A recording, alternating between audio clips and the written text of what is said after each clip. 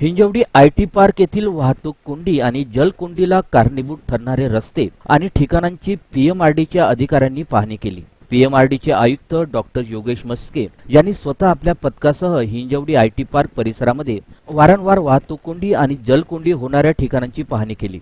रस्त्यावर होणाऱ्या जलकोंडीला कारणीभूत ठरणारी जवळपास 15 ठिकाणं पीएमआरडीए कडून पाहणी करण्यात आली.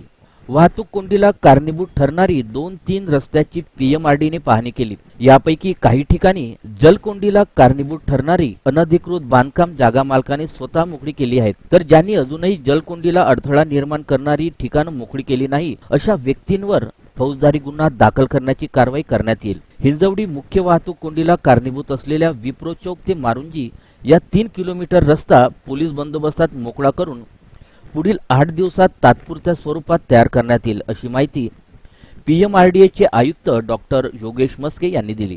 याच्यामध्ये काय आहे की हिंजवडीचं एक असा विषय नाही की ज्याच्यामुळे हिंजवडीचे प्रश्न पुढे आलेले आहेत. सगळ्यात महत्त्वाचं जे आहे ना, हिंजवडीतले नाले जे आहेत ते बऱ्यापैकी डायव्हर्ट केले किंवा अडवलेले आहेत. ते प्रमुख कारण एक.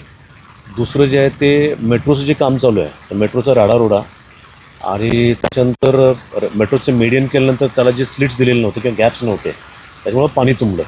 सो मेट्रो एक कारण आहे आणि अर्थात मेट्रो म्हटलं की पीएमआरडी आणि बाकी रस्ते जे आहेत ते नादुरुस्त आहेत, स्टॉमॅटो ड्रेन्स नाहीत म्हणून, तर काही अंशी MIDC. पण आता ज्या ठिकाणी आपण उभे आहोत तर हा 2.5 किलोमीटर रस्ता म्हणजे पीएमआरडीने 2022 साली टेंडर काढलं आणि तेव्हापासून आत्तापर्यंत हे काम जे ते प्रलंबित आहे. जवळपास 2 किलोमीटरचं काम पूर्ण झालं आहे. पण आता हे पुढे जे आपण बघताय म्हणजे खरं तर इथून पुढे 300 मीटर विप्रो सर्कलला कनेक्ट करणारा हा पोर्शन आहे. मागचा संपूर्ण रस्ता पूर्ण झाला आहे 2 किलोमीटरचा आणि हे पुढचं 300 मीटर जे आहे हे होऊ न दिल्यामुळे हे केलेलं काम जे आहे ते वाया जाते. खरं तर पिंपरी किंवा भूमकर चौकामध्ये जाणारं सगळं ट्रॅफिक जे आहे इकडनं जाऊन तिकडचं 50% लोड कमी होऊ शकतो. म्हणजे अख्खं पिंपरी लोड इकडनं जाऊ शकलं असतं, पण ते जाऊ शकलेलं नाही कारण कोणीतरी हे काम होऊ दिलेलं नाही आहे. उद्यापासून पोलीस बंदोबस्तामध्ये आम्ही हे काम सुरू करतो आहे. याच्यासाठी कॉन्ट्रॅक्टर पूर्वीच नेमलेला आहे 22 साली. सो पुढच्या 8 दिवसामध्ये हे काम पूर्ण करण्याचं काय कारवाई काय काम करतो. तिथे समोरच्या टपऱ्या आहेत त्या टपऱ्या तोडणं, टपऱ्या तोडून झाल्यानंतर या ठिकाणी GSB म्हणजे मोटरेबल रोड करणं. अगदी कार्पेटिंग होणार नाही, परंतु GSB लेवलपर्यंत आपण ह्या रोडचं काम पूर्ण करणार आहोत पुढच्या 8 दिवसामध्ये. आता ज्यांचा विरोध आहे त्यांनी त्यांच्या मालकीचे कागद दाखवावेत आणि याला विरोध करावा. अन्यथा जे काही आम्हाला म्हणजे शासकीय कार्यपद्धतीनुसार सरकारी कामात कोण जर अडथळा आणला तर त्याच्याविरुद्ध जी काही कारवाई करायला लागते ती आम्ही करणार. सर, हा रस्ता म्हणजे नेमकं कुठल्या वस्तीतून कुठे जाणारा रस्ता आहे आणि याचं काही असं नाव वगैरे आहे का रस्त्याचं किंवा कुठल्या सोसायटीला? विप्रो चौकापासून विप्रो टू मारुंजी असा हा रोड आहे आणि मध्ये हे जे आहे ते सॉरिन सोसायटी आहे कुठतरी, सॉरिन फॅक्टरी. तर त्या म्हणजे याची ओळख ती आहे सॉरिन कंपनीची.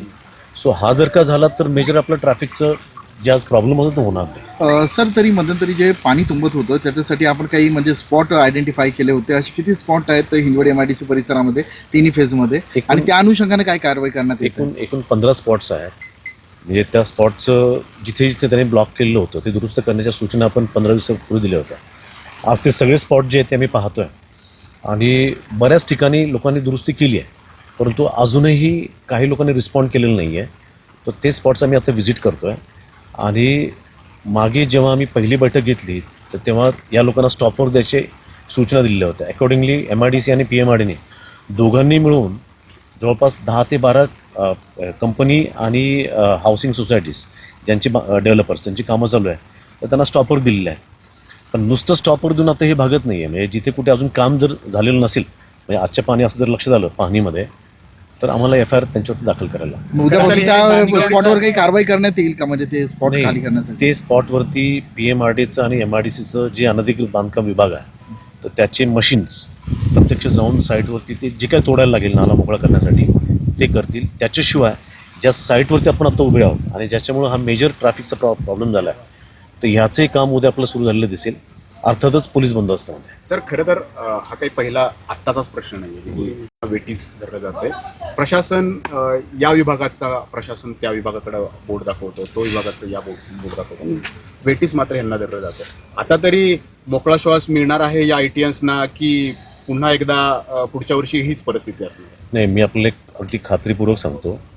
म्हणजे चालढकल जो प्रकार होता ना, किंवा काही काळ ते झालं नाही असं नाही आहे, परंतु मागच्या महिनाभरामध्ये म्हणजे अतिशय अशा कठोर अशा सूचना CM साहेबांनी दिल्यानंतर बऱ्यापैकी डेव्हलपमेंट या ठिकाणी सुरू आहे. म्हणजे दुरुस्ती आणि काही 100% झाली असं म्हणणार नाही, परंतु त्या दृष्टीने मोठं पाऊल सगळ्या विभागांनी टाकलं आहे.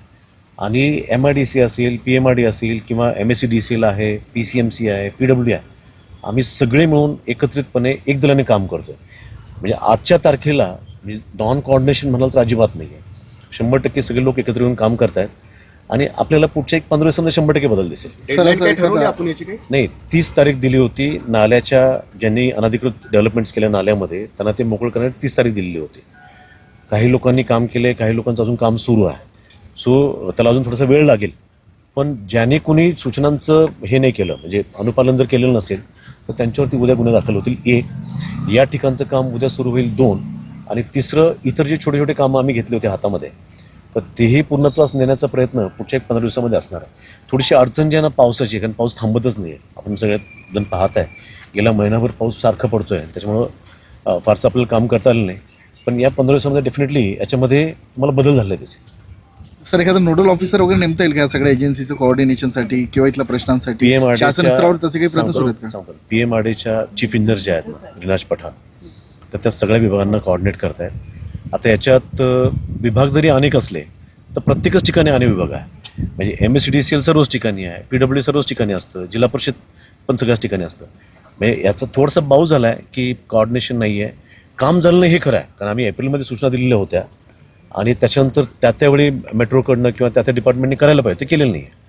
आता उशिरा का होईना पण गती आलेली आहे कामाला आणि पुढच्या 15 दिवसात संपेल. ठीक आहे.